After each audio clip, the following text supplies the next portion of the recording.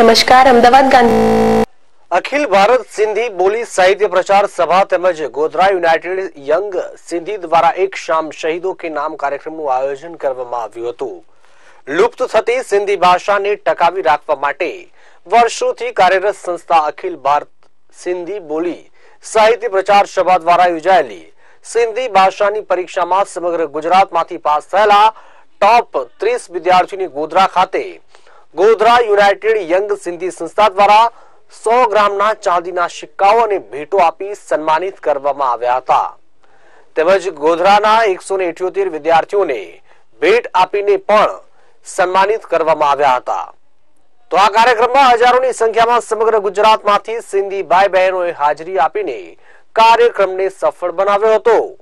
આ ઉપરાંત સિંધી ભાષાની પ્રખ્યાત લેખિકા નૈના રાવલાની દ્વારા લખાયેલ સિંધી પુસ્તક અજનબીનું વિમોચન પણ કરવામાં આવ્યું હતું। સાથે સાથે સિંધી ભાષાને જીવંત રાખવા લોકોને સિંધી ભાષાનો મહિમા પણ સમજાવવામાં આવ્યો હતો।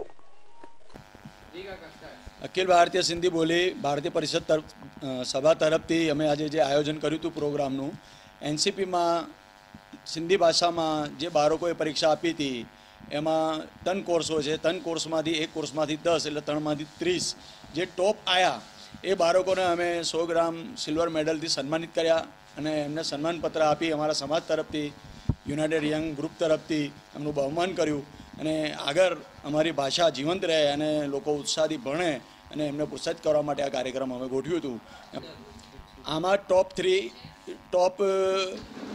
10 જે આવે છે 3 કોર્સમાંથી એમાં એક જણાને એક કોર્સમાં 10 જણાને સિલ્વર મેડલ એટલે ટોટલ 30 સિલ્વર મેડલ આપવામાં આવ્યા અને ગોધરા શહેરમાંથી 178 જણા પરીક્ષામાંથી પાસ થયા એનસીપીમાંથી, એમને પણ સન્માનપત્ર આપીને એનું સન્માન કરવામાં આવ્યું।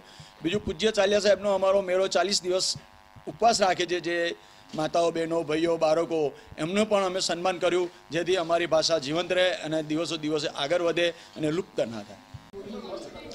હું વર્ષા લાલવાણી, મેં એનસીપીએલસી સિંધી એક્ઝામ આપી અને મારો નંબર આવ્યો છે। તો એમાં મને સિંધી સમાજ અખિલ ભારતીય સિંધી બોલી પ્રચાર સભા તરફથી મને ચાંદીનું